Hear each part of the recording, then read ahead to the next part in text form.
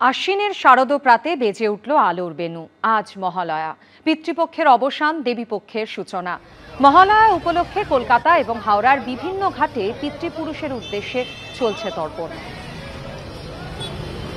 এই মুহূর্তে সরাসরি জাজেস ঘাটের ছবিটা আপনাদের সামনে তুলে ধরবেন প্রতিনিধি ব্রতদীপ ভট্টাচার্য আমাদের সঙ্গে রয়েছেন। ব্রতদীপ, দেখো, আজ মহালয়া, পিতৃপক্ষের অবসান এবং দেবীপক্ষের সূচনা। তবে শুধু পিতৃপক্ষের অবসানই নয়, বাঙালির বছর ভোরের অপেক্ষারও অবসান আজকে। কার্যত আজকে থেকেই কিন্তু শারদ উৎসবের সূচনা বাঙালির কাছে। এবং এই মহালয়ার দিন দুটো জিনিস যা বছরের পর বছর একেবারেই কোনো বদল হয়নি। এক, বাংলার অলিতে গলিতে বীরেন্দ্রকৃষ্ণ ভদ্রের কণ্ঠে মহিষাসুর মর্দিনীর প্রতিধ্বনি এদিন সকাল হতেই শোনা যায়। আর দুই, শহরের ঘাটগুলিতে ঠিক থেকে মানুষের ভিড় তর্পণের জন্য। এবছরও তার কোনো ব্যতিক্রম হয়নি। ভোর হতে না হতেই একদিকে যখন বীরেন্দ্রকৃষ্ণ ভদ্রের কণ্ঠে আশ্বিনের শারদ প্রাতে বাজতে শুরু করে, ঠিক তখন থেকেই কিন্তু শহরের ঘাটগুলিতে ঠিক এইভাবেই ঠিক থেকে মানুষের ভিড় জমতে শুরু করেছে। আমি এই মুহূর্তে রয়েছি জাজেস ঘাটে এবং জাজেস ঘাটের ছবিটা ক্যামেরায় আমার সহকর্মী প্রীতম চক্রবর্তী তুলে ধরছে। দেখতেই পাচ্ছ কাতারে কাতারে মানুষ, তারা রাজ্যের বিভিন্ন প্রান্ত থেকে এসছেন যে গঙ্গায় এসে তারা তর্পণ করবেন, পিতৃতর্পণ। নিজেদের পূর্বপুরুষদের আত্মার শান্তির জন্য এই প্রথা বছরের পর বছর ধরে চলে আসছে। এবং যেহেতু বহু মানুষের সমাগম হয়েছে এখানে, কলকাতা পুলিশের তরফ থেকে কিন্তু একাধিক ব্যবস্থা নেওয়া হয়েছে। দেখতেই পাচ্ছ সিভিল ডিফেন্সের কর্মীরা তারা বোটে করে সেখানে নজরদারি চালাচ্ছেন।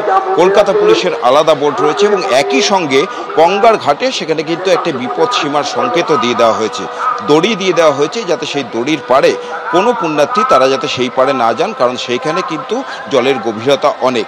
এবং শুধু তাই নয়, ঘাটেও প্রচুর পরিমাণ পুলিশ কর্মী মোতায়েন রয়েছে।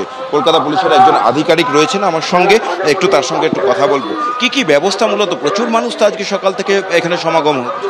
ট্রাফিক অ্যারেঞ্জমেন্ট আছে, আমাদের ঘাটে অ্যারেঞ্জমেন্ট আছে, রিভার পেট্রোলিং চলছে কনস্ট্যান্ট, ডিএমজি আছে, ডিজাস্টার ম্যানেজমেন্ট, যাতে কেউ অসতর্ক না ঘটনা ঘটে, সবাই পেট্রোলিং করছে। আশা করি নির্বিঘ্নেই কেটে যাবে। কত মানুষ এখনো পর্যন্ত? মোটামুটি 3 থেকে 3,500 আমরা দেখেছি। ভোর 3:30 থেকে আমরা এই ঘাটে আছি।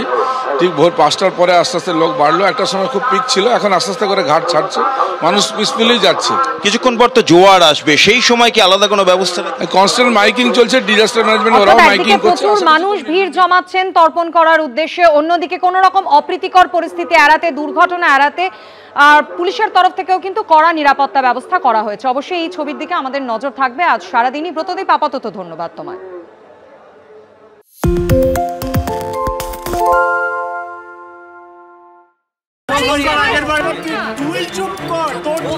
বাংলা ঝামেলা চায় না, বাংলা খবর চায়। বাংলা খবর, বাংলার খবর।